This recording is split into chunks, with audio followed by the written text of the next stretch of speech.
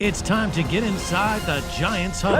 Let's go! On Giants.com. I like it. And the Giants mobile app. Boom, give me some juice. Part of the Giants Podcast Network. Let's roll. Welcome to another edition of the Giants Huddle podcast, brought to you by Citizens, the official bank of the Giants. I am John Schmeelk. It is our yearly reporters mock draft.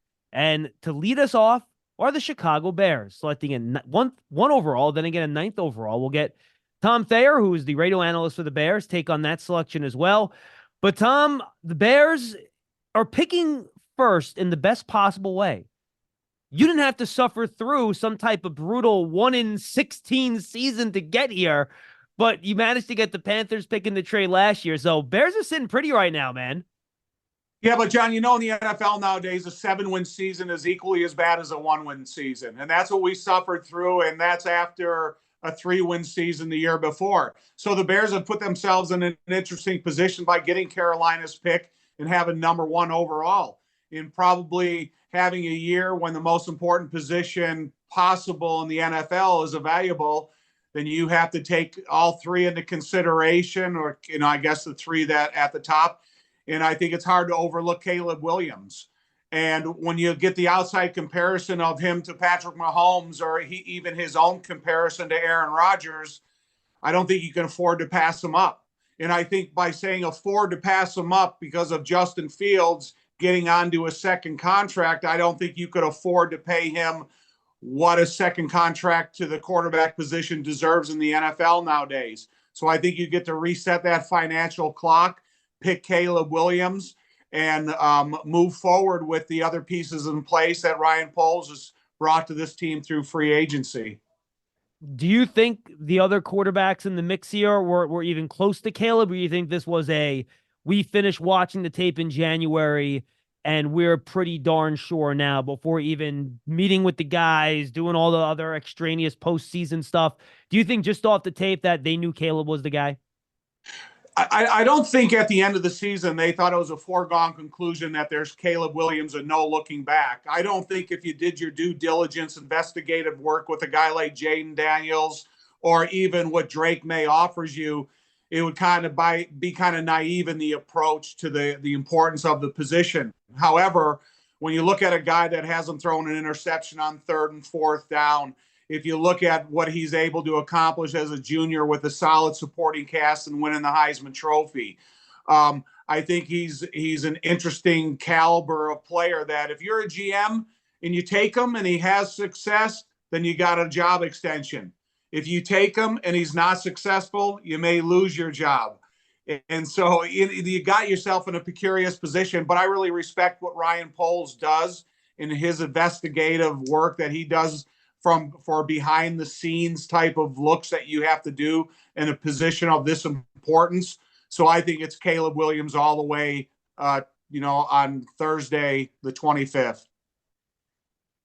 Does this make it, and this is kind of an aside question, just popped in my head. I know the Bears are working on trying to get a new stadium with the dome. Bringing a guy like Caleb Williams, is getting that dome on that building become even more of a priority for you guys? Yes, no, but I think it's more Kevin Warren, the new president of the Chicago Bears, and he had firsthand experience of bringing in the new stadium they built in Minnesota, and he understands what an asset like that means to the city itself, to the team, to what you can bring into the city on a year-round basis in terms of a Super Bowl, Big Ten championship game, Final Four, concerts in the wintertime. They have 15,000 hotel rooms within a mile walkable distance to where the new location would be. So wow. I think more Kevin Warren plays a major role in trying to bring that stadium to the city than trying to satisfy Caleb Williams, because if they went out to Arlington Park and they built a new stadium out there, it would also be a dome stadium. So it's not necessarily Caleb, but they do want the best facility you can possibly offer the organization and the fans of the Bears. Absolutely. All right. And then the Bears also selected 9 here, Tom. What do you think the Bears are hoping for there? Are they looking for a playmaker to put with Caleb? Maybe some more help up front, though. I think you guys are in pretty good shape to tackle based on what the offensive line looked like last year. Maybe a trade up. What do you think the Bears' thoughts are? And what are they hoping happens 1 through 8 so they have something available to them in 9 that they want? So to me, number 9, I would have 3 priority picks. I would have like a Joe Alt, a Dallas Turner, or a Roman Odunze. If one of those guys were available, then I would be more than happy to take them, and they would complement Montez Sweat on the opposite of the defensive line, a premier left tackle for this offense, bringing in a new quarterback or a receiver to go along with Keenan Allen, DJ Williams, Cole Kmet, and Gerald Everett, the new tight end they signed this year. And if one of those guys were not available, then I would look to trade down and try to multiply my picks, because the Bears only have 4 picks going into the draft. So if you could turn that number 9 pick into maybe 2 this year and 1 next year, I think that would be an option that you'd have to explore. Would you slide Malik Neighbors into that group too, or are you just assuming he's not going to be there based on what you know? I would keep him in that group, but I think that there's a couple of other receivers that are comparative to him that maybe that you can multiply your picks. So, but I like Malik Neighbors. There's no doubt about it. And I like players that have played for Brian Kelly. Being a Notre Damer myself, Brian Kelly's got a reputation that he's a strict guy to play for. And I think if you play for Jim Harbaugh, you play for Brian Kelly, you get a little bit of that tough exterior offensive line coach that you're already used to when you come up to the NFL. I'm trying to figure out when he might get drafted because I think he's a great player. Do you think Brock Bowers would be in the conversation there? I know you guys have a pretty solid and good tight end room, but Brock Bowers is also a special playmaker. Do you think he might be in the mix there, or do you think not so much? I only don't, because they signed Cole Kmet to an extension last year. They just brought in Gerald Everett. They got a guy behind the scenes, Steven Carlson. So if you look at 3 tight ends, we already have them. If you're talking about bringing in a tight end in the first round, then you better be ready to play him a majority of the snaps per game. And I don't think that's the most emergency of needs for the Bears. I still think it's anywhere offensive line outside a right tackle still can help the receiver position, or either a dominating, tough 3 technique defensive tackle or a defensive end. And you think since they only have those 4 picks, not many on day 3, that a trade up would probably be very unlikely? I'll trade up, yeah. Trade down, more likely of a scenario for there. If there's a guy that you say, okay, that's going to be still there in the low first round or early first round, I'd have to explore a couple of those kids as well. Tom, great stuff, my friend. Always appreciate you joining us. Anything you want to promote, tell the folks where to find you. I got no social media. I'm a ghost. So you, man. Me and you and I talking here is about as close as you can get. I love it. Tom Thayer, he does a radio analyst for the Bears Radio Network. Tom, good stuff. We'll talk to you soon. I appreciate it. Thanks for having me. All right, that's Tom Thayer. He selects Caleb Williams for the Chicago Bears. Now we transition to the Washington Commanders, who have a brand new staff, top to bottom, new ownership, the whole 9 yards. And to join us to talk about what they might do with the 2nd overall pick is their play-by-play man on the radio, Bram Weinstein. Bram, John Schmeelk here. How you doing, man? Hey, John. How are you? Doing great. All right, so let's talk about it. You've had a lot of change there in the offseason, a new ownership group, new GM, new head coach. What has this process been from your point of view of how they've gone about trying to land on who the best fit here is at 2nd overall?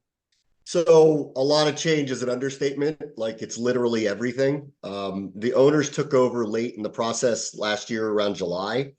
They had promised they would let things play out literally throughout the building, from the front office to the coaching staff, business side, everything. And their fingerprints have kind of started to be put on the organization moving forward in a lot of different ways. They've hired, obviously, a new front office headed by Adam Peters. They were able to poach an assistant GM from the Lions and Lance Newmark. They obviously hired Dan Quinn. They obviously hired a high level coordinator in Cliff Kingsbury. And then I won't even bore you with all the details of all the different roles that they're filling that kind of weren't here in Washington in the past. So it's all extremely different. And I'll tell you this too, very tight-lipped. Like, we've been guessing for weeks about what they're going to do at number 2. So I guess that's my next question then. Even at this point, we're recording this exactly a week before the draft on a Tuesday. This will post in a couple days. What's your level of confidence even now? Like, the stuff that's come out seems to now be leaning towards Jaden Daniels, but I wonder if that's just people repeating the same really unsourced guess, or if that's really sore stuff. Like, what is your level of confidence even at this point, so close to the draft? I mean, so I'll just put it this way. Like when I, study the players, I think they're going to pick Jaden Daniels. Most of the scouts around the league, as you mentioned, kind of point towards it's going to be very hard for them to turn that down. The only thing that kind of hangs like in the balance here is fit for the offense. Cliff Kingsbury is going to run some version of the air raid offense. When Drake May, not last year, but the year before, worked under Phil Longo at North Carolina, he ran the air raid offense. So there's like a specific fit for Drake May. I know they sincerely like JJ McCarthy. They brought him in for one of their top 30 visits. I don't believe that is the direction they will go, but I'll go back to what I said before. They've been extremely tight-lipped. I'm not 100% about anything. I'm more 50-50 between May and Daniels, but I am leaning Daniels, and I do believe that's the direction they'll go. Talk about the relationship of how the Dan Quinn and Cliff Kingsbury thing is going to work here, because I think it's interesting. You have the offensive coordinator. I'm assuming he's going to have a big role in selecting the quarterback, especially since the head coach is a defensive guy. But I think the head coach as a defensive guy brings a different perspective because he'll be able to give input as to how difficult it'll be to game plan against that specific quarterback, right? So talk a little bit about that dynamic and how you think that's going to work.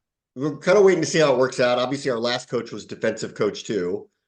He had two different offensive coordinators over the 4 years and largely let them run the offense. Maybe a little bit to his detriment last year with the amount of power that was given to Eric Bieniemy, and that's the past. And you probably don't want to hear that story now because it's far in the past. But he did so with Scott Turner too, as his original offensive coordinator. He gave them a lot of autonomy. We just don't know at this point. I mean, they haven't practiced yet. Dan Quinn, in his press conferences and media availabilities, talks about how Cliff Kingsbury is going to have also a tremendous amount of autonomy. But will this coach put his finger a little bit more on the scales than Ron Rivera did on that side of the ball? I think we have to kind of wait and see. I agree with you that Kingsbury is going to have a lot of say in who the selection ultimately is. But Dan Quinn has made a point of saying in this second go-around as the head coach that one of the lessons he learned from his stint in Atlanta was he put too much on his plate and he needs to rely on others. And the belief is that the front office, the general manager, is ultimately the one who's going to make the choice here, kind of regardless of what the opinions are of the coaches. So they're all meeting, but there is a delineation of order here that hasn't been here in a long time. The front office does the front office stuff. The head coach does the head coach stuff. The coordinators do the coordinator stuff. And that's kind of the triangle of power that's being built here. And look, when you're picking a quarterback, to your point, you've talked about fit a little bit, but if you're the general manager, look, what happens if Cliff Kingsbury has a great year? He gets hired as a head coach next year, right? And then the system changes. You almost need to just pick the best player, right? Because you don't know how long this system's going to be here if you're Adam Peters, right? Yes, there's a fear, obviously with the hiring of Kingsbury, if things go well, especially with a young quarterback, like say Washington lucks into, we've got CJ Stroud of 2024, and then all of a sudden Cliff Kingsbury walks into a situation where he is wanted again around the league and leaves. They seem to have thought this through. One of the most underrated hirings of the offseason was Brian Johnson, the former offensive coordinator in Philadelphia, who is working literally below Cliff Kingsbury and is expected to work hands-on with the new quarterback that they get. And it feels logical that if Kingsbury were to leave within a year or two, that he would ascend up the chain.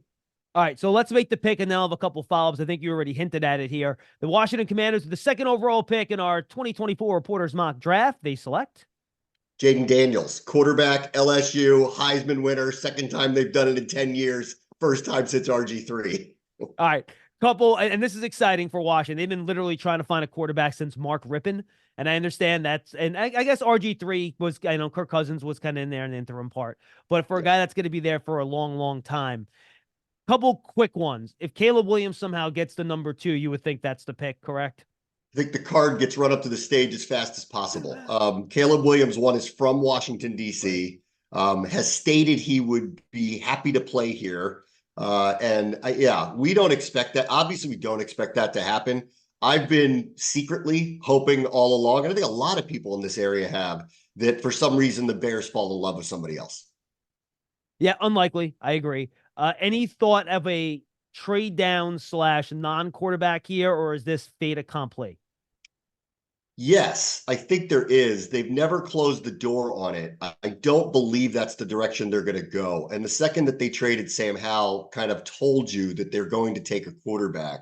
Um, if they get overwhelmed with an offer from, say, Minnesota or the Raiders, who seem to be the most likely candidates to try to overwhelm a team, then I guess it's possible, but I really don't believe it's going to happen. And I think the deal would have to be so grandiose they can't turn it down.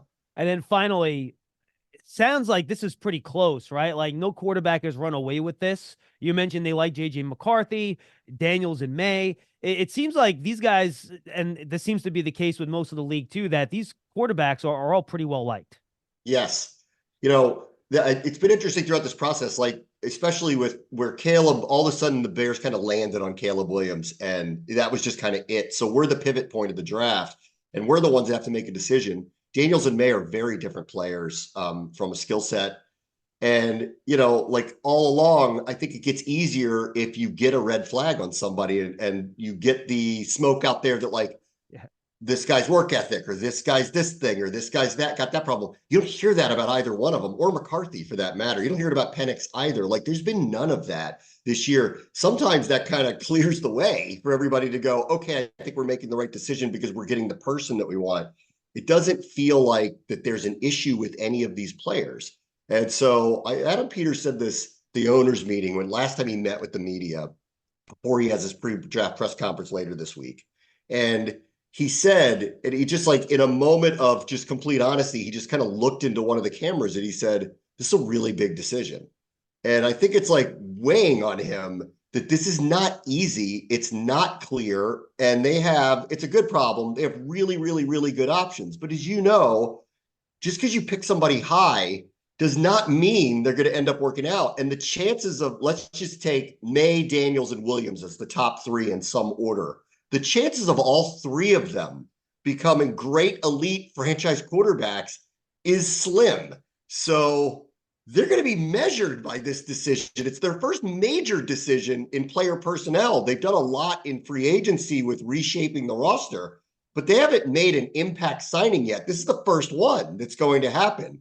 So this is it's an incredible opportunity to walk in and reshape the team. It's also a huge decision. And we're just hoping around here, because to your point, we haven't had a franchise quarterback in a long time, or one over any period of time, that we finally get it right. No, absolutely.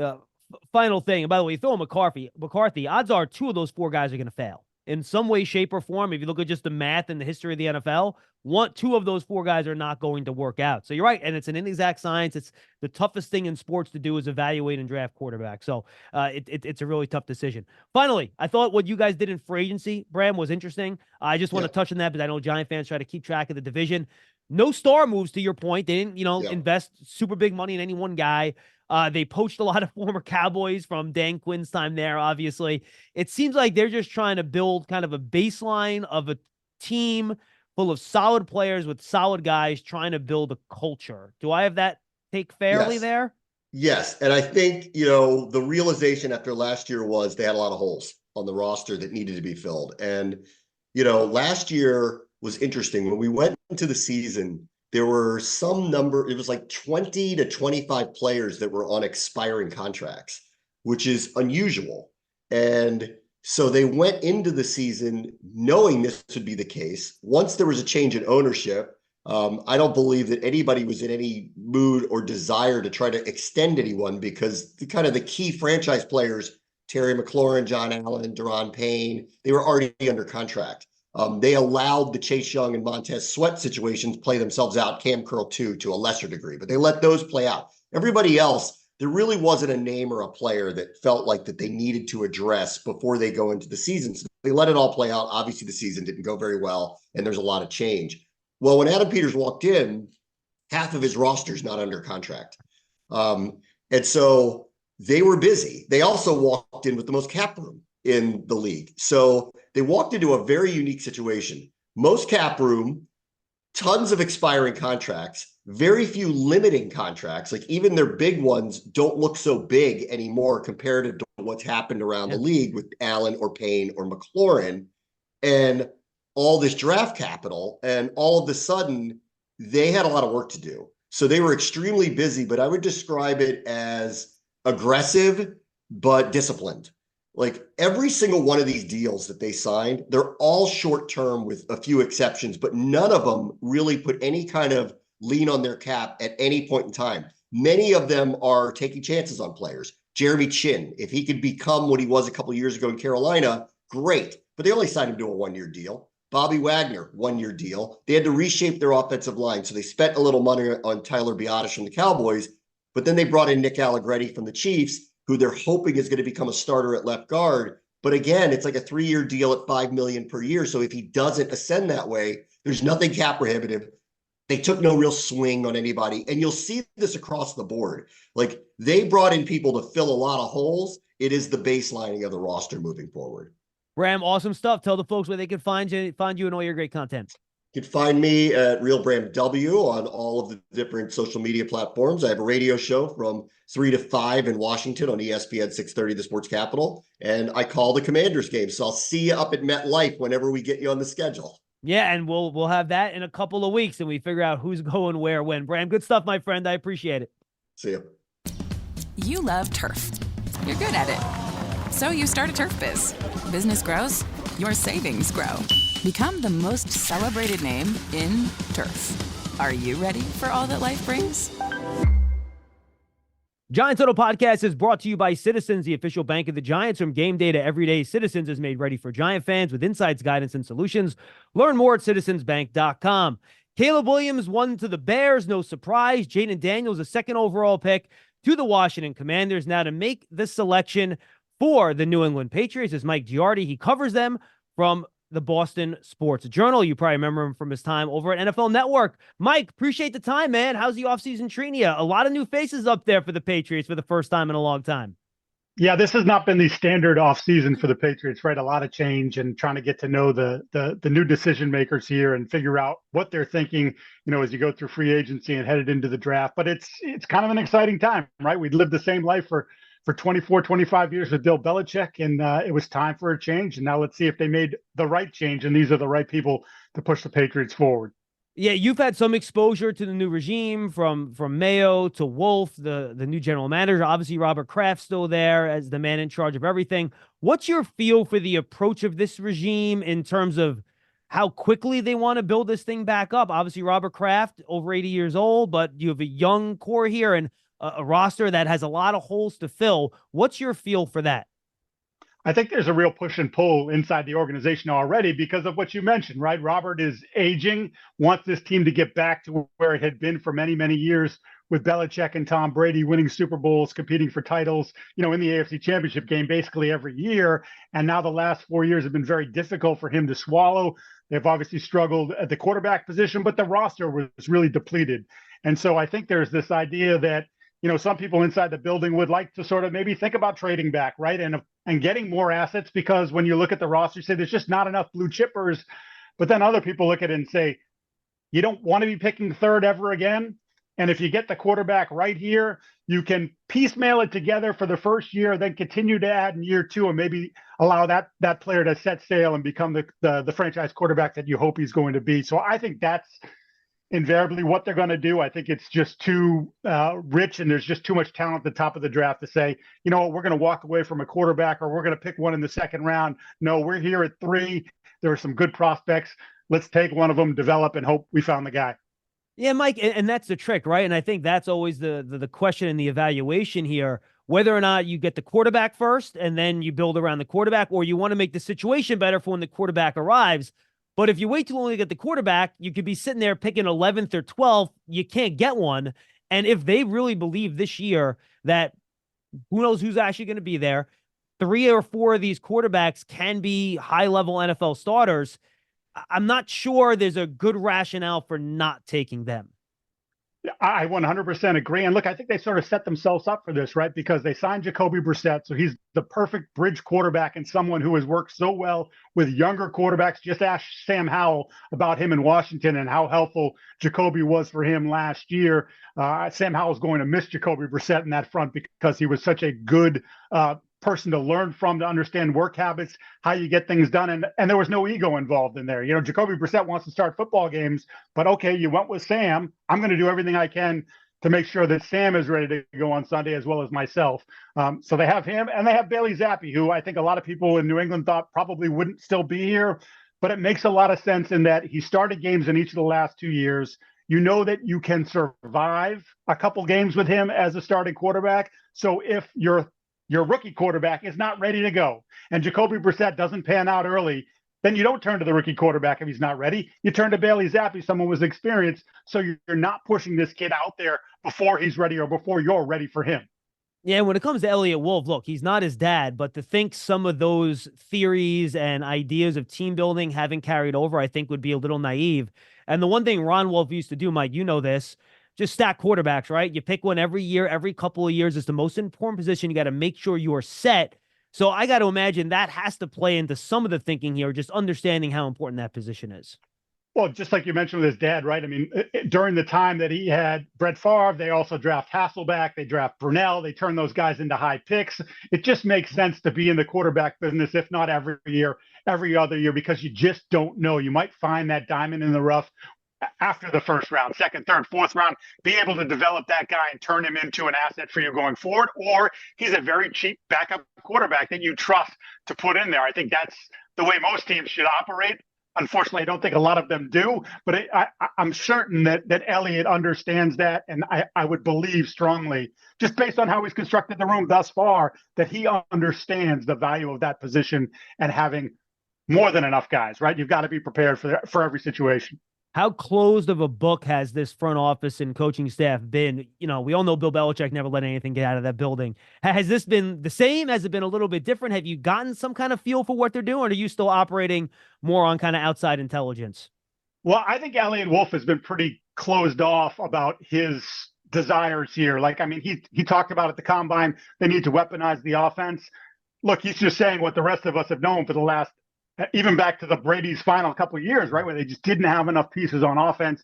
And you look at their group last year, and you say, that's a bottom third receiver room. Ramondre Stevenson's their best offensive player. He's a running back. How much can a running back really impact? It didn't have enough on the offensive line. Like, there's a lot of things for him to attack there. So when he said that, people were like, oh, it's a different regime. I'm like, well, no, he's just kind of echoing what we all know needs to be done. But then in terms of what he likes, he hasn't said, and in fact, my understanding of what's going on in the offices right now is he's the final decision maker. He's the one who's going to make the pick, but he's letting everyone else debate. And he's just taking it all in. He doesn't want to tip his hand so that someone would say, man, I don't want to go in and tell Elliott that I think quarterback X is terrible, because then Elliott's going to look at me and go in his head, be like, I think he's the best one of the bunch. Like, do I have a problem here? So he wants to encourage those discussions. And maybe someone brings something up at the table that says, Elliott says to himself, did I see that right? Do I need to go back and look at tape again? Do I need to go back and look at my notes from interviews? Did I miss that part of it? So I think it's good, healthy discussion. Mayo's been a little bit more forthcoming and has had to walk a couple things back. I think it's about when you're doing this full time for the first time. We talk to Giardi every couple weeks during the course of the season on a Zoom for 5 minutes, right? It's nothing. Now you're the head coach and your words carry even more weight. And he did say they were going to spend a ton of money in free agency. That's not what happened. And he had to kind of walk that back. There's been a couple other times where he said stuff that he's had to walk back, but nothing that I find damaging. And to me, it's just part of the learning process for him, that understanding that everything he says is going to be under a microscope. All right, let's make the pick. Then I'll have a couple follow-ups here with the third pick in our Giants Huddle mock draft. The New England Patriots select Drake May, quarterback, North Carolina. How close, Mike, do you think it is right now between May, McCarthy? I'll throw Jaden Daniels into that mix too in this evaluation process for that Patriots front office. I think they look at Daniels as that group as the most ready to go, right? But if he's not going to be there, now you're looking at the traits that May has, the things that you can't teach. And I think the way it's been described to me, and I sort of get this having watched a lot of Drake May's tape now, is that there isn't anything that Drake hasn't done on a football field, right? Like, he makes every throw that you want him to make. He's been operating in big situations, 2-minute drills. He's been really good on third down, all these different things. Now, look, there's consistency issues. His footwork is a problem. But I think when you talk to people They've hired Alex Van Pelt to be the offensive coordinator. Ben McAdoo, former head coach of the Giants, who has a good reputation of working with quarterbacks. And they say, we can fix this, right? Like this isn't something that should take, a year to fix, that we can get this down in a few months. And if, in fact, we feel like he's ready to go, we'll put him out there. So I think there's just too many things with Drake that you can't ignore. And like JJ definitely has fans in the Patriots organization. And I think if you look at Elliott's history with Cleveland, he was there when they drafted Baker Mayfield #1, and that draft was supposed to be Sam Darnold. And then there was some rumblings that they were going to take Josh Allen. And at the end of the day, they decided on Baker Mayfield. John Dorsey, and Elliott was part of that conversation. So I think Elliott likes JJ and some of the energy that he brings. But again, the traits are undeniable with Drake May. No question. Final question. If the Patriots did decide to trade down Mike, would they be more in favor of just going down a couple spots, maybe picking up a future pick, say with the Giants at 6, or would they be more apt, do you think, to go down into that 11 to 13 ranges where, the Vikings, the Raiders, and the Broncos are all potentially looking for their new quarterback, where your return is going to be much bigger in terms of quantity of picks, but you're probably trading out of that blue chip level of player that I and most other people think is really strong in this draft?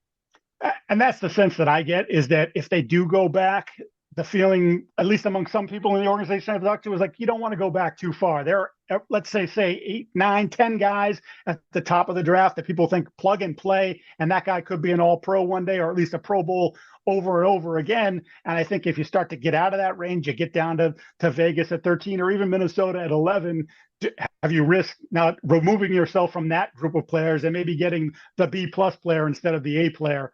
And I think, again, even though they could use B+ players, they just don't have enough blue chip players for me to think that makes a lot of sense to go back, get more picks, and then you're sort of throwing darts and hoping that, you hit somebody later on. I think when you look at that top 8, 9, 10 guys, you say, man, there's a perfect role for him. There's a role right away, and that guy can impact us right away. Mike, good stuff, my friend. Appreciate the time. Tell the folks where they can find all your great work these days. I'm on Twitter at Mike Giardi, and I'm on Boston Sports Journal. You can definitely check me out there. We have been all over the draft. It's again, this is a different time for us. They haven't picked this high in eons, right? I think since Drew Bledsoe, really, quite frankly. So it's kind of a different time for us, and it's been interesting to sort of look at positions that normally you wouldn't be looking at. Normally, we're looking at day 3 quarterbacks, and here you're looking at day 1 guys that are going off at the top of the board. Well, no one knows the organization better than Mike. He has his finger on the pulse of the Patriots. Mike, we appreciate the time. Thanks so much for doing this. Thanks, sir. Our mock draft has been a little chalky so far. Picks 1 through 3, the 3 quarterbacks you would expect. Caleb Williams at number 1. Number 2, Jaden Daniels to the Commanders. And then Drake May to the New England Patriots. That brings us to pick number 4. We bring in Darren Urban, who, of course, writes for the Arizona Cardinals team site. Darren, John Schmeelk here in the Giants facility. You're in the Cardinals facility, clearly. Thanks for being with us, man. How's your offseason been? It's been good. I mean, clearly after last season when the Cardinals were undergoing a lot of changes and a new GM and a new coach and just a whole bunch of different things, there's been a settled feel to this a little bit more. I mean, obviously the Cardinals still have a lot that they're trying to get done in terms of improving the roster, but Kyler Murray's back. He's healthy, so he'll have a whole off season. And now it's a question of Giamatti Ossenfort making sure that he builds up this roster to a point where this team can be competitive again. It's funny. You wouldn't think to say this about a team that's picking 4th overall, but I think the quality of the play for the Cardinals is actually pretty good last year. I think there's a lot of reasons to be optimistic with what we saw from the coaching on both sides of the football and from just frankly how hard the players played. Yeah, I don't think there's any question. And obviously you guys got to see that firsthand. I know the Giants ended up pulling out that win early in the season, but I'll be honest, that first half that the Cardinals played against the Giants was the finest half of football that I'd seen this team play in quite some time. And then that went on. They won in Pittsburgh. They won in Philadelphia. There were quality wins. And again, like you said, the way they were playing, not only how hard, but kind of just the complete sea change of how they approach offense, especially after going from Cliff Kingsbury to now Drew Petzing's offense, more of a run first. And this is all while trying to bring back Kyler Murray from an ACL tear and having him do it on the fly in the middle of a season, I thought was pretty impressive. And the Cardinals are the first team in this draft that has their quarterback in place. Kyler Murray's under contract. You're paying him a lot of money. But if he's healthy and he's playing well, that really doesn't matter. So how do you figure his timetable, meaning Murray's? He's in his prime. You're paying him, but you're still trying to build the rest of the roster. So what's the pace now of this rebuild? Last year, it was very much a gather picks, plan for the future type of plan. Is that still where the Cardinals are at, or is this thing starting to now accelerate a little bit? I mean, I think you're kind of in between a little bit of seeing where it might be. I mean, I think we've seen some of these before. A lot of people like making the comparison to what the Cardinals are doing to what the Lions did when Dan Campbell first came in. And if you look at Dan Campbell's second year, they took a jump in wins, but it's not like they were in the playoffs. I don't know what's exactly going to happen. I think last year, given the fact you knew you were going to miss Kyler Murray for at least half the season and you really needed to restructure the roster in a lot of ways, it made sense to kind of fully go in a whole hog on the rebuild. You know, this year you've got Kyler healthy. You know, I do think this offense is in a place where it could do some things if you add the right pieces. Defensively, they do need more pieces than they do on offense. But again, if you fight the way you did under Nick Rallis, the defensive coordinator last year, you know, maybe it won't take that many pieces. The schedule still difficult, not quite as hard perhaps as what they saw last year. I think there's a lot in place, and we'll see. I certainly wouldn't rule any kind of push out because let's face it, John, I mean, when you look at this league, there's always that possibility of making a huge jump in one season. It just depends on health, who you have in place, what your schedule looks like. And the Cardinals, if Kyler Murray plays the way they hope he can play, I think they're in a spot to potentially surprise some people. Yeah, and that happened to the Giants 2 years ago, right? No one expected them to be a playoff team. They figured out a way to not only get into the playoffs, but even win a playoff game. So you're right. It could happen in any year. And the reason I asked that question, Darren, is I think the thought here is that the Cardinals could still be in the business of trading down, acquiring more picks, getting more ammo, or you're looking at the best non-quarterback in the class, whomever the Cardinals think that is, that they could select that player, which would probably be the first or second highest graded player on any logical person's board here. So what are the thoughts behind whether or not the Cardinals would look to move out of this spot? Well, I mean, I made this analogy in my mailbag today. Like, if you're in a situation where you don't want to move from your house and you have no plans to, but somebody comes along and offers you some ridiculous amount of money, you're going to consider it, and you might even pull the trigger because you'd be dumb not to. I feel like that's a little bit like where the Cardinals are. They're in a really good place. They're going to get an excellent football player at 4, and like you said, potentially either the first or second best player in the class, depending on who you ask, or they can get extra first-round picks. They've already got a second first-round pick. They picked number 27 as well. I mean, I'm just throwing, obviously, the speculation about the Vikings. The Vikings somehow come to you and say, we're going to give you 11 and 23. You already have 27. We'll give you a first next year. And who knows, maybe even one other lower pick. I mean, if you're the Cardinals, do you pass on that? I understand what you're passing at 4, but that's a lot of potentially high-profile type guys that you can add to this roster and make this rebuild go that much faster. So I think everything's on the table. Monty, quite frankly, he wouldn't be doing his job if he wasn't listening. And the other thing too, for me, we're not going to know until that 4th pick is up. I mean, you mentioned it could go chalk and the Patriots end up going quarterback, but what if the Patriots don't go quarterback? What if the Patriots decide to take Marvin Harrison? What happens if they go McCarthy 3rd and then Drake May is sitting there at 4? Does that become a more valuable thing? You just don't know what teams might want to do and what they might offer under the pressure of being on the clock. So is the trade possible? Absolutely. Would I be shocked if the Cardinals stick and pick? I wouldn't be shocked on that either. I think Monty's in a really good place. How about option 3? What if they trade back and then move back up a couple spots, Darren, to pick one of those elite guys? I can see them doing that too. Well, they did that last year. Again, they were at 3 last year. They traded back to 12 with Houston, and then they traded back up to 6 to get Paris Johnson. So Monty Ossenford absolutely has proven he'll do that, and I wouldn't rule that out either.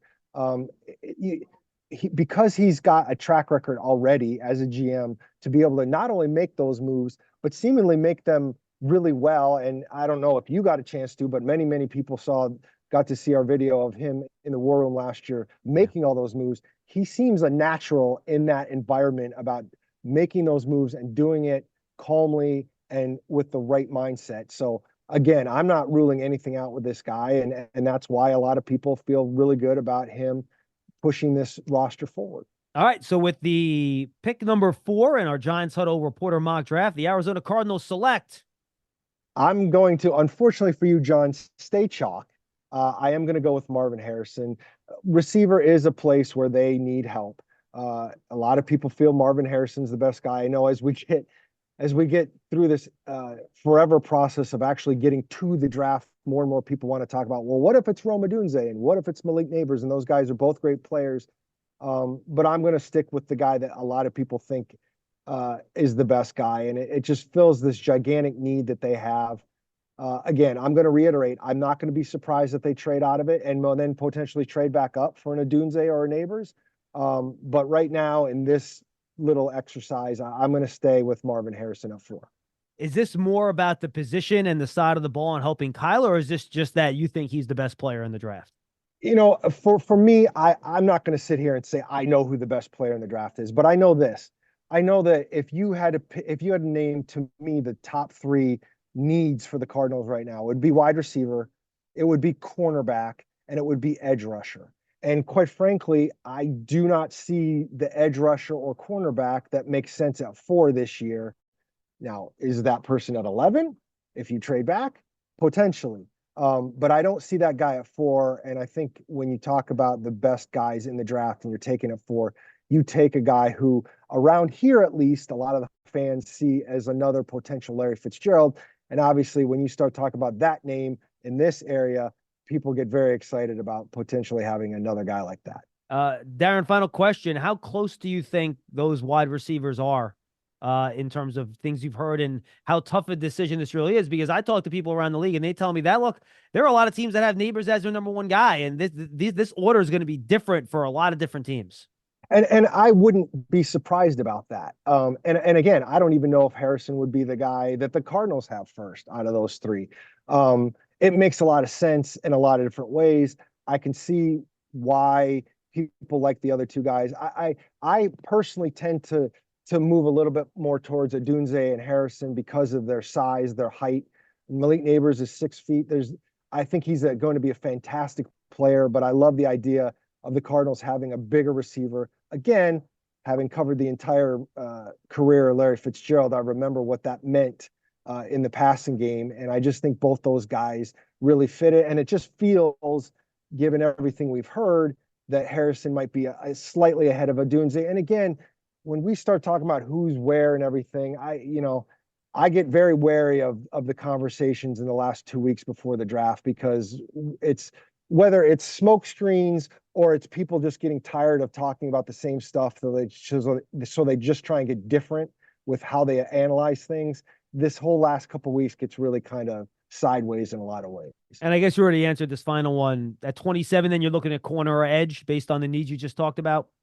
I could see corner. I could see edge. I could see potentially interior offensive line. That's another need of theirs. They've done a better job in terms of filling those needs in free agency, so they don't have to do that, but they could use a good guard if somebody's there at 27. I'm not ruling anything out. And not only do they have 27, but they also have 35. Yeah. So, they've got some options there. There should be some corners there at 27 or 35 that they could be able to fill that role. The edge rusher is a lot more of a sticky situation, because I feel like too high at 4, the top guys, 2 or 3 of them are probably all gone by 27, maybe not. There could be a guy at 27 or 35, but maybe it's a little bit more of a crapshoot of like a boomer bust type of dude that you would take and say he could be really good edge rusher and he might wash out a little bit. We've seen a lot of edge rushers like that. So it'll be interesting to see how the Cardinals approach it. Well, it sounds like you're talking about Chop Robinson, but I'm not naming any names. No, John. I know you're not naming any names. I'm naming names, and that's okay. Because that's not going to get you in any trouble. Darren, great stuff. Tell the folks where they can find all your work. We're on azcardinals.com, and if you go to X, I'm at Cards Chatter. Darren, great stuff, man. Thank you so much. I appreciate it. You're ready for a change. Payday comes early with Citizens, so go to that retreat. New you moves to the country. Now you're raising goats and launching a lifestyle brand. Are you ready for all that life brings? All right, now we turn our attention to the 5th pick in our 2024 Giants Huddle mock draft. And to make that selection for the Los Angeles Chargers is Daniel Popper, former New Yorker, who now covers the Chargers for The Athletic. Daniel, it's good to see you, man. How are you? Good to see you as well. Former New York. I feel like if you're from the New York area, you're always a New Yorker. No, that's true. I used to live there, but I'm always going to be a New Yorker, you know? No, absolutely. And it's funny. We were on the same panel on CBS the night after. I think it was a Saturday or Sunday when the Jets drafted Sam Darnold, the Giants drafted Saquon Barkley, and I was very complimentary of the Jets pick of Sam Darnold. You liked the Barkley pick too. And we sat there, and now we're here 5 years later or 6 years later, and neither guy is on the team that they started at, which shows you what a crapshoot the draft is. Exactly. And now we're going to go ahead and try and prognosticate what's going to happen, which is just a futile effort all the way around. Yeah, and I think evaluating even these quarterbacks can be a futile effort too, but that is a longer conversation for a different podcast. So, Daniel, let's talk a little bit about the Chargers here. I know you know this, but I think a lot of fans realize what a rough shape this roster is in right now and how it could even get worse after next season. So give me a breakdown of where the Chargers are here and a little bit of a reset with Jim Harbaugh coming in. Yeah, so obviously you've had quite a bit of turnover. You know, they headed into this offseason. They had 4 sort of huge veteran contracts that they had to deal with. Joey Bosa, Khalil Mack, Keenan Allen, Mike Williams. They end up deciding to move on from the 2 receivers. Obviously, Mike Williams signs with the Jets. They trade Keenan Allen to the Bears. And so you start there. The receiver room is super thin. And then you sort of move along to the rest of the roster. They've done some work in free agency. Joe Ortiz, the new GM, coming in, signing a lot of the guys that he had either drafted or brought into Baltimore during his 26 years there. And so they've added some depth, but there's still a lot of holes here. I mean, you talk about obviously starting with receiver, they could add to the offensive line. The corner room is thin. The linebacker room is thin. They need work on the defensive line. And so, you know, you start sort of looking through scenarios here. How do the Chargers go about, you know, filling as many of these needs as possible? Like, they obviously have the star power with Justin Herbert, Khalil Mack, and Joey Bosa still there, but this is very much a rebuilding, retooling process for Jim Harbaugh and Joe Ortiz as they enter, you know, sort of their first offseason together. And then next year, you could have Mack and Bosa out the door based on what their contract situation is too, right? So I guess my question, how much of a long-term process has Harbaugh and Ortiz talked about this being, or is this something they want to make more of a quick retool given the type of contract Justin Herbert's under and his obviously elite skills as a quarterback? Yeah, I mean, publicly they've said they want to win every single year, right? But I think you sort of have to sort through those comments and look at the roster and sort of take a sober approach to this thing. My whole thing all along is it makes more sense to build for 25 as opposed to 24. Now, you have Justin Herbert. You're always going to have an ability to compete.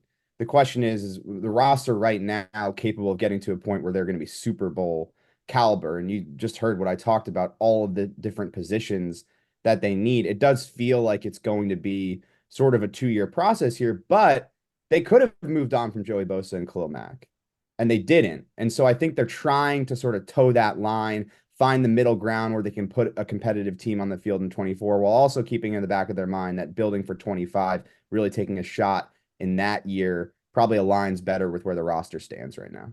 And I am giving all the reporters in this mock draft the ability to trade down if they want. So, Daniel, give me the process here of how you would think about a potential trade down here. I kind of think of this like I did back in the day, and I was a young kid then, but the way Jimmy Johnson went into Dallas and he knew these college players better than anyone else because he had just coached in college for so long. He recruited most of these guys. Well, that's what Jim Harbaugh is, right? So I would imagine, much like Jimmy Johnson back in the day, he's going to want as many picks as possible because he knows these college players so well. So take me through the idea of trading back and what that scenario might look like.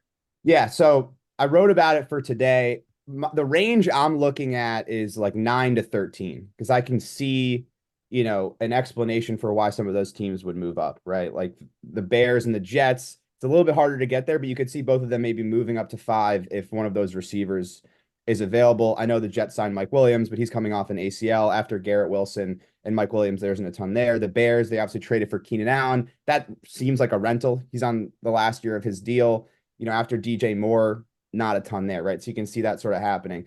And then 11, you have the Vikings, obviously, possibility of moving up for quarterback. Same thing with the Broncos and Raiders at 12 and 13. And so you have sort of two different groups there. The two teams that could potentially move up if they want one of these receivers, say if 4 quarterbacks go in the top 4, or the teams that could be moving up for a quarterback.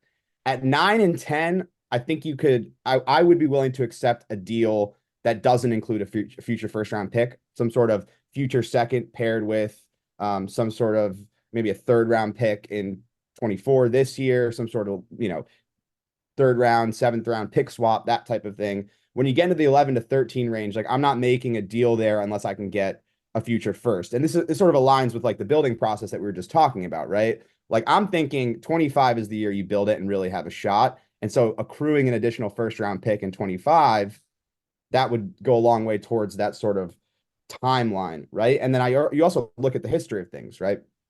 What happens in this sort of range? What are sort of the returns?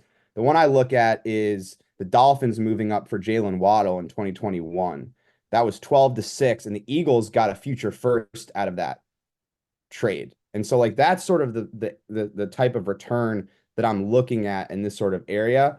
And if I was moving to 11 or later, I wouldn't accept, anything less than a future first. The other part of this too is that you're going to have a really good player there at 5. And so that's sort of the balance. Yeah, the Vikings are interesting, right? So what else do you think they will get in addition to the 2 firsts this year? Would you try to get that 3rd first in them given their desperate situation, or do you think that's a pipe dream? That feels like too much. I think you probably you ask for as much as you can get. The trade I threw out was 11 and 23. The Chargers give a 2025 7th, and then the Vikings give a 2025 3rd. So something like that would sort of align. I'm basically using trade value charts to figure out, okay, what's the return usually look like? The 2 trades that I look back on that were sort of precedent were the one I just mentioned about Waddle, and then the Bills moving up for Josh Allen in 2018. That was 12-7. That was 2 seconds. And so like the value there is sort of around 1,500 points based on the over the cap chart. And so like that's sort of what I'm looking at. Now there are outliers here, right? Like last year the Cardinals traded out and then to 12 out of the top 5 and then moved back up to 6 to take Paris Johnson out of Ohio State. That return with the Lions was pretty much even. So you have sort of these different scenarios. To me, like prioritizing that return is obviously super important. Yeah, and I almost feel like you can have a bit of an auction process here, right? You have so many teams that are, and I'll use the word, and I use it sparingly, but I think they're desperate. I think the Vikings are desperate. The Broncos are most certainly desperate. And I think I'd put the Raiders in that category too, where you might get more than what the past dictates just because these teams are going to keep trying to, one-up each other. They keep putting the auction sign up because they know they need a guy at that position so badly. Right. And the Chargers are going to have leverage, right? Because they don't need a quarterback. So they're not in that desperation mode at all. And in a certain way, like it's a win-win scenario, right? You move down, you accrue additional picks, and you have a better opportunity to add more for all these needs that you have. Or you stay at 5 and you address what is like a very big need at either receiver, maybe tackle. For me, it's one of these receivers.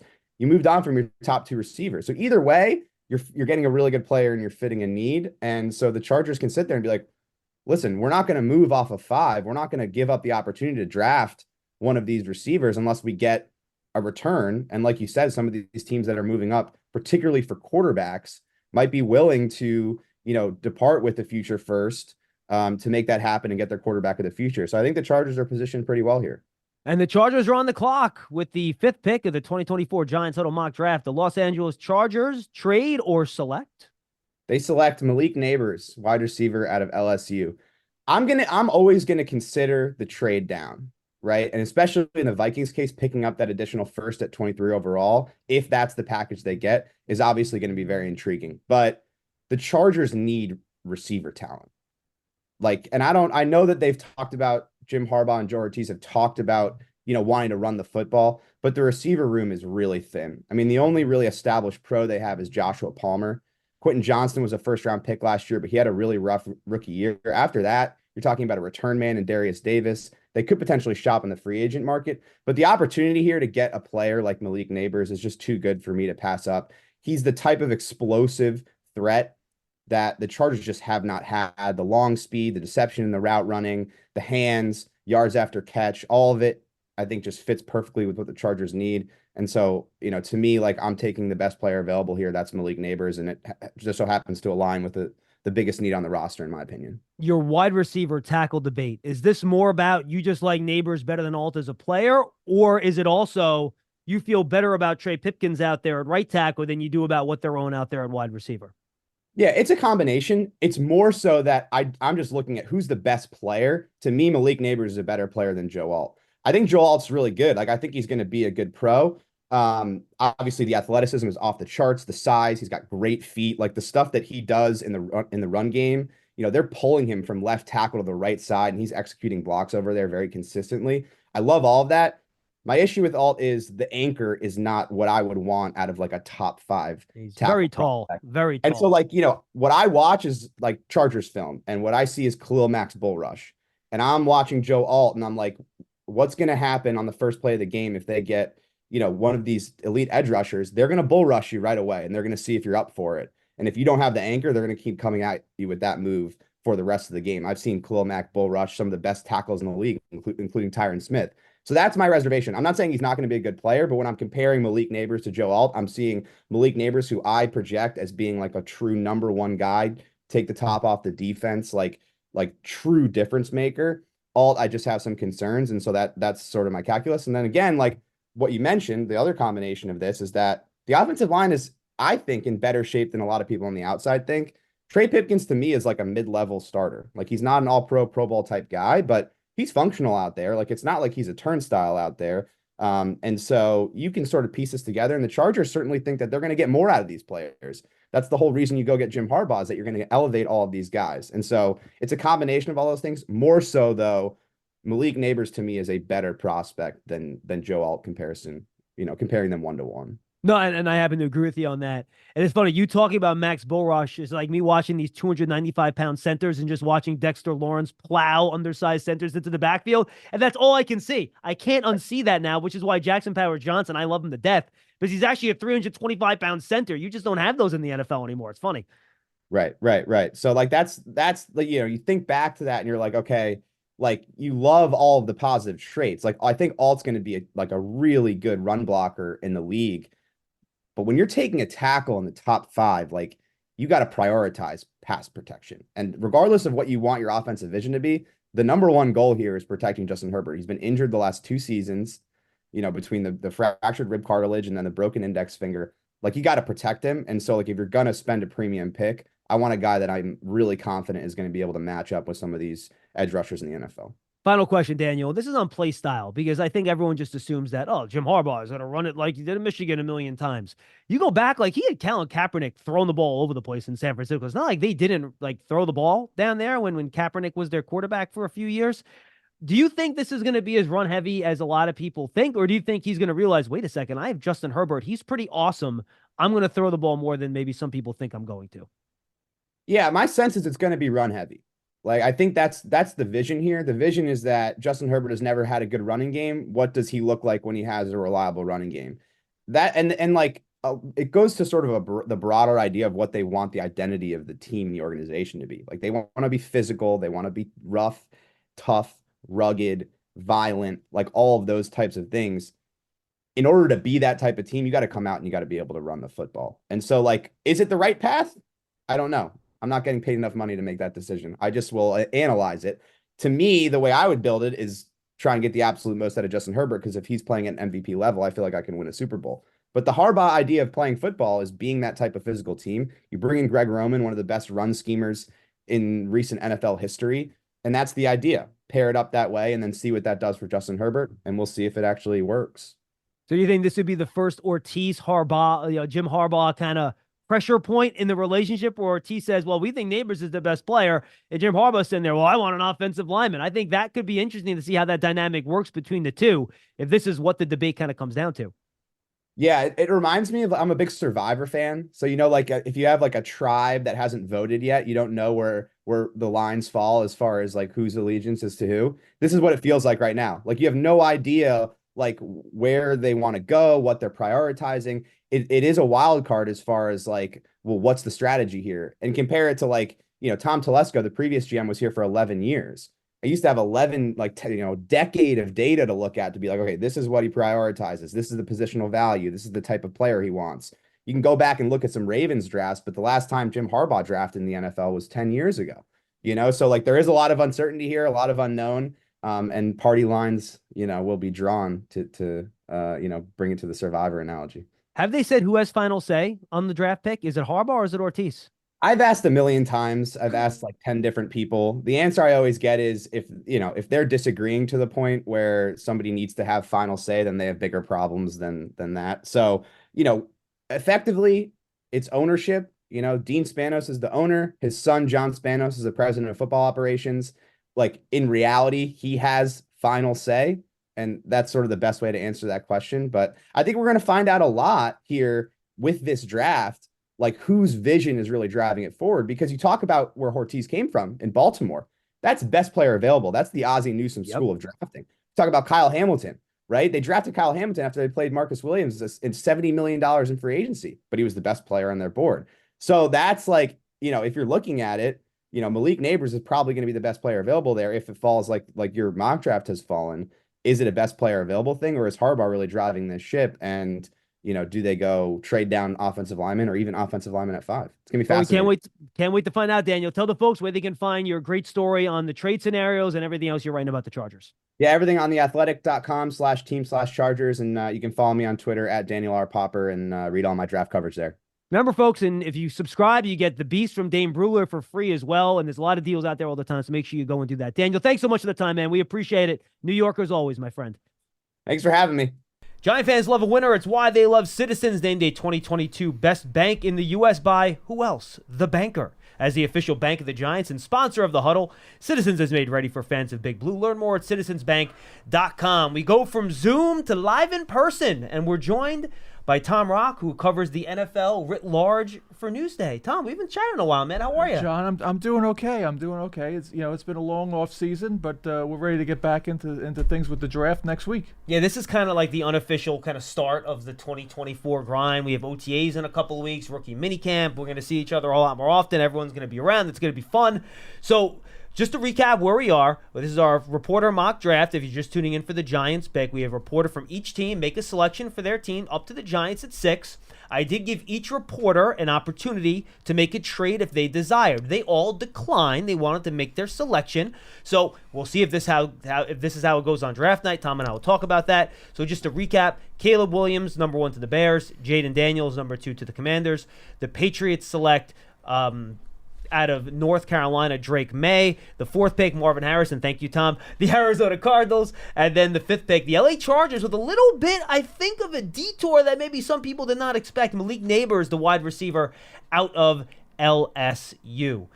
Tom, what are your thoughts here on the first 5 picks, and are you surprised that we haven't seen any movement? Yeah, the lack of a trade here is what really jumps out, because I really think somebody's going to have to jump up there and get a quarterback 3, 4.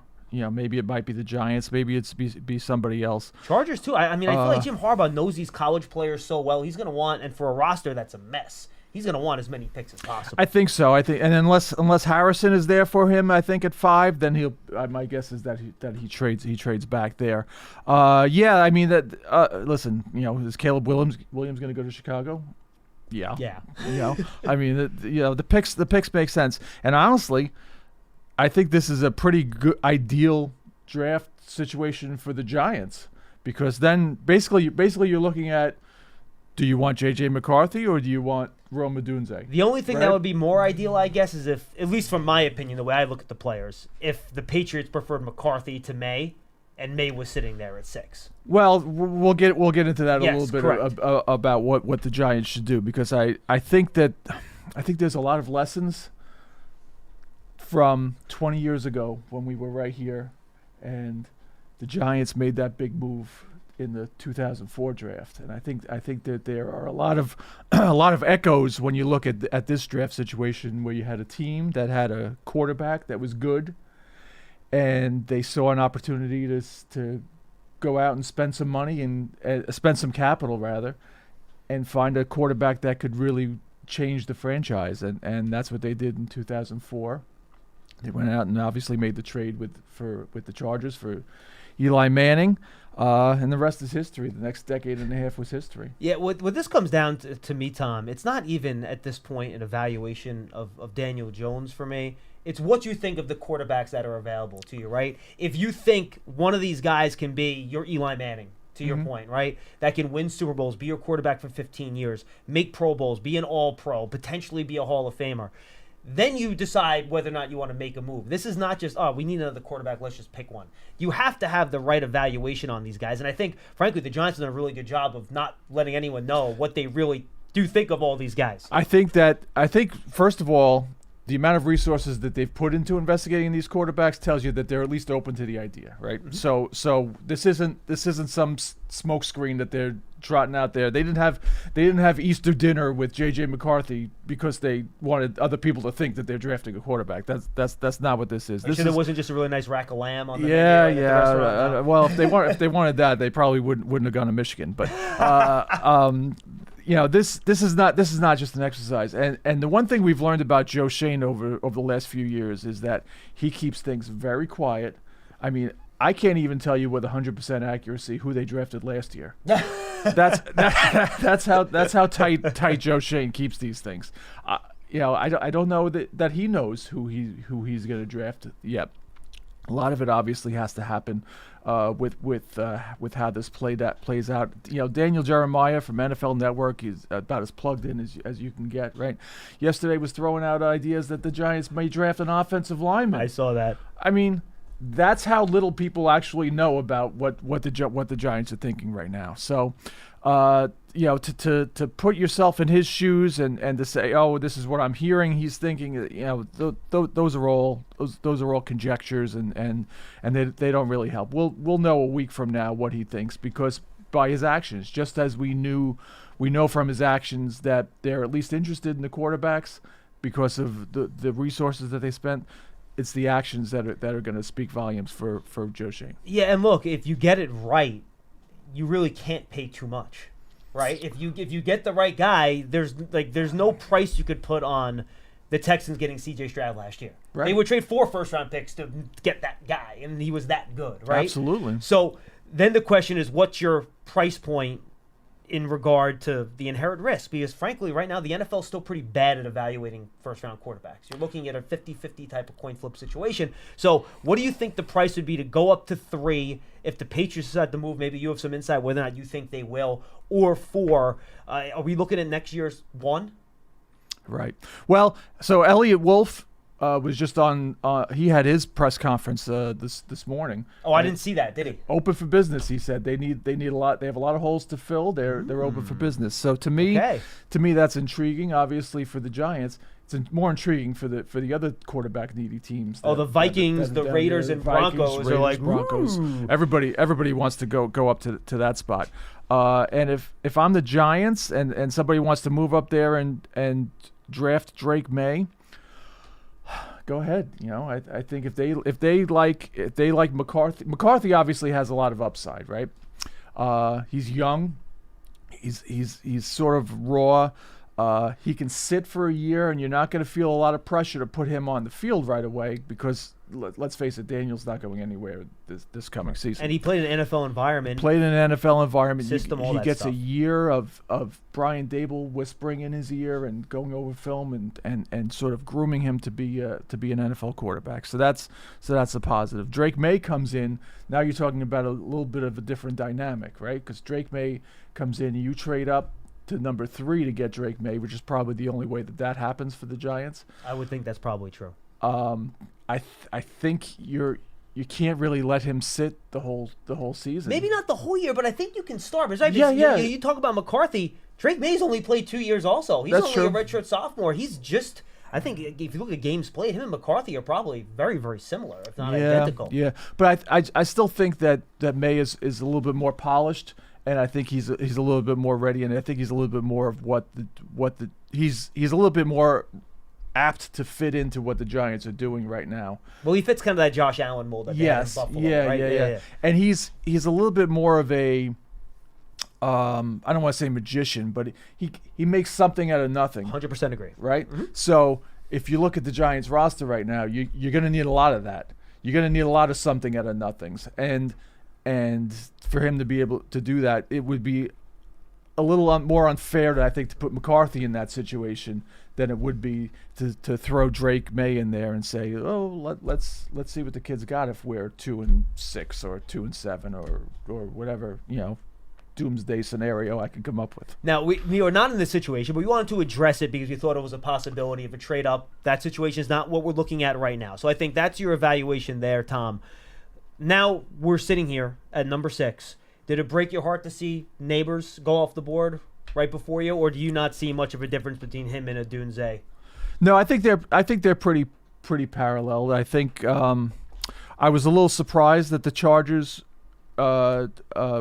didn't. The Chargers pick was Neighbors over Odunze, I think, or Alt for that matter. Yeah, Alt, and I think we were just talking before too that the Chargers, if this plays out the way it is, and if Harrison is not there, which Harrison went to the Cardinals, that the Chargers would probably trade back, and somebody else would jump up there and take a wide receiver. Or maybe jump up there and take a quarterback in McCarthy if he's the fourth one.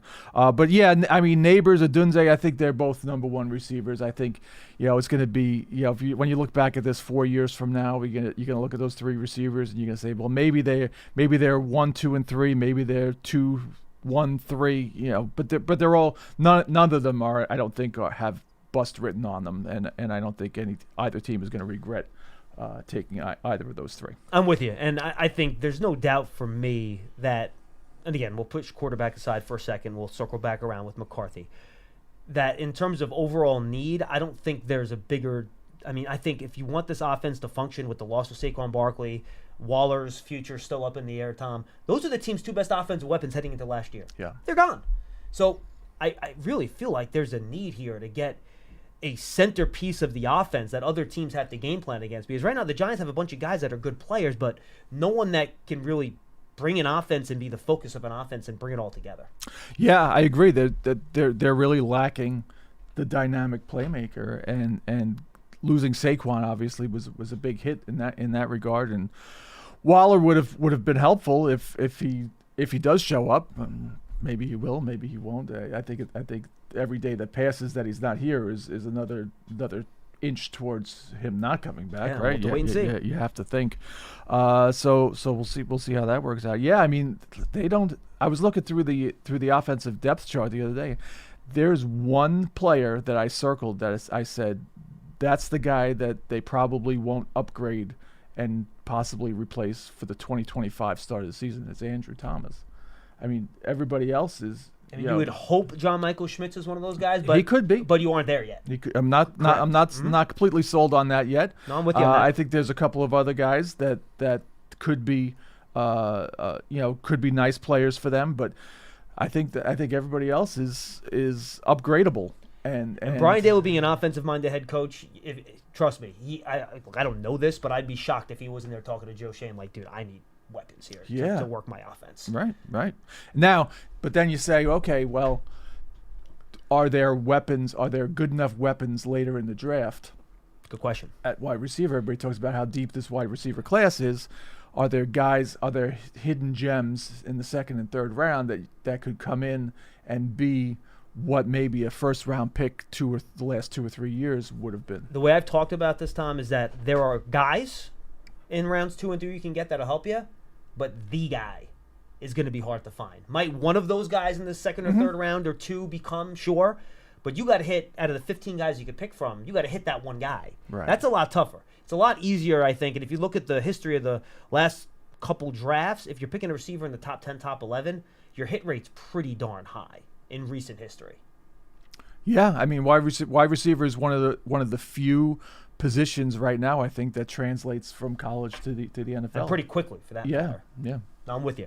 Yeah. Any other position players besides quarterback or even just general positions that you would be considering here at 6 for the Giants? I mean, I don't see a lot of defensive players that are that good, at 6. Offensive line, is Alt there. I'm not seeing the give up yet on Evan Neal. Yeah, and they threw so many numbers at the problem in free agency. They brought in just Illuminor, Stinney, Runyon, Schlottman. There's so many guys they brought in. They've at least, I think, done a good job of preventing what happened last year, where you were in week 3 and you're pulling guys off the street and Justin Pugh. I think they've done a good job of avoiding that situation. So I'm with you. Yeah, I think offensive line is actually pretty deep right now. I don't know about how good they are, but they're pretty deep. And a lot of guys that have started games. I would say in terms of the triage that they were in a month into the season last year, they are stable right now. I agree.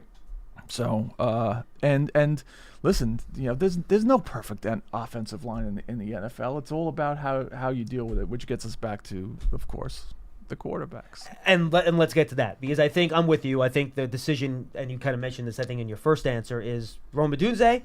Any Brock Bowers consideration for you here? Maybe for a minute. But not really. But not maybe really. if you move down a couple spots, maybe you think about it. Would you consider moving down at all, by the way? That could be a possibility. It Especially depends. if the quarterbacks, you can get a haul, right? I gotta know. You gotta know how they feel about JJ, right? And that's really all that you gotta know matters how right? that lamb was at Easter, and that's really what it comes down to, is did they have their heart set on in terms of this mock draft and the way that this is worked out. If they like McCarthy, this is a perfect situation for the Giants. You could get your guy. If they like him, and that's the question. If they like him, that's the if. And how they might like him, but they might not like. And I'll use the high school phraseology. Do you like him? Like him, or do you like him? Yeah. And there's a difference there, right? There's definitely a difference. Especially when you're picking at 6, and you what I would consider a very safe pick in Rome Odunze, staring at your face at a position that's a premium position, one that you need. Do you like McCarthy, or do you like McCarthy? Right. I think that it's easier to get a number 1 wide receiver from another team as a veteran, as a proven guy. Might have to be a trade. Through a trade, yes, absolutely. But those guys move. They switch teams now. We've seen it. And we're seeing it now. And it's you need a quarterback in the league, John. You need a quarterback. Daniel Jones is a good quarterback. And this is a league right now where good isn't good enough. All right, so with the 6th overall pick in the 2024 Giants Huddle mock draft, the New York Giants via Tom Rock from Newsday select. I think if I'm a GM right now and I don't have one of the top 5 quarterbacks in this league, the top 5 guys who are MVP candidates who have you on the verge of a championship, and I'm talking about Mahomes, I'm talking about Josh Allen, I'm talking about Lamar Jackson, Herbert, Burrow, I don't know. Maybe still Aaron Rodgers. Trevor Lawrence is like on the cusp, right? CJ Stroud. Let's see what he does in year 2, right? Yeah, I put Stroud and kind of Jordan Love in that kind of outside looking in type of category. They're on the verge, and right? Herbert might be there too. I'm not sure if Herbert's done enough to get in. I like Herbert a lot. I like Herbert a lot too, but we haven't seen it yet. At least, has he won a postseason game yet? No, I don't think he has. No. Right? Well, he's also had a pretty big knucklehead for a head coach. Yeah, but you're right. To have a guy that's one of those what I like to call mutants at the quarterback position, that even when everything around you starts going bad, you can elevate everybody else. Yes, that's what every single team, and there's so few of them, right? Even a team like the Cowboys with Dak Prescott, they don't know. He's like the 8th best quarterback in the league. They don't know if he's the guy. Kirk Cousins is he's not quite there. I was just gonna say, I was gonna throw those names out there, and Kirk Cousins is like the savior in Atlanta, and he hasn't won anything, right? Dak Prescott. I was looking through my list here of guys who I consider good quarterbacks. Derek Carr, right? Good quarterback. You can't win with them. These guys aren't. You need the elite quarterback, and if I was like a team, Tua could be in that conversation. Tua, I don't think has shown anything yet. Right. In that regard. Stafford's won a Super Bowl, but Stafford was putting up amazing numbers for a bad Detroit team. So he's kind of a weird anomaly there. If you don't have that guy, if I was a team that didn't have that guy, I would be searching for him every 4 years. Every chance you have. Chance you have. So even if you're not sure, you would still roll the dice. And absolutely, go for it. Absolutely. Because you say, okay, so you say, well, let's build around Daniel Jones. How long is it going to take you to build from the roster that they have right now to a team that Daniel Jones can contend for a championship with? I mean, he may be ready to retire by the time that happens, right? So you're it's kind of a lost resource. Yeah, no, you need a quarterback. It's a quarterback league. You gotta keep swinging until you find that guy. All right, so I know the answer, but I'll do the dramatic lay-in again. So with the 6th overall pick in the Giants Huddle 2024 mock draft, the New York Giants select from the University of Michigan, J.J. McCarthy. There you have it, folks. I usually ask follows, but I think Tom and I hit every single angle of this moving forward. Again, this will be the only question I ask. If they do draft J.J. McCarthy, if he stays healthy, is there a chance in your mind, if he plays well, that Daniel Jones could start every game in 2024? Sure, yeah. I mean, they talked about that with Alex Smith and Patrick Mahomes when we were at the league meetings. I think it was I forget if it was Shane or Dable mentioned that. That was an ideal situation for Mahomes to spend that year doing that, and sure worked out for them. It'll be a lot of fun keeping the fans in check after a couple bad games with that. But yes, and I agree. I don't think that's a bad thing, to be honest with you. And if you're playing well and Daniel's playing well and you have a stable environment around them and you're able to kind of take the heat coming from the outside in, I don't think that's a bad way to do it. I'm remembering now the conversation where that came up because it was Joe Shane who talked about it, and he said that was the plan for Josh Allen in his rookie year too, and it lasted about a half because they had just seen enough, and they were like, okay, throw the kid in there and let's roll with him. Was that the 6 interception in a half performance by I forget the Peterman? poor kid's name. Nathan Peterman. Yeah, I feel bad for that kid. He stole a punchline. Tom, good stuff. Tell the folks where they can find everything that you're doing and you're up to. Newsday.com is the only place to find all of my stuff, Kim Jones' stuff, Ally in his own, who covers the Jets too. Newsday.com is the place to be. Make sure you go check it out, folks. It's still one of the great papers out there, so make sure you go check it out at Newsday.com.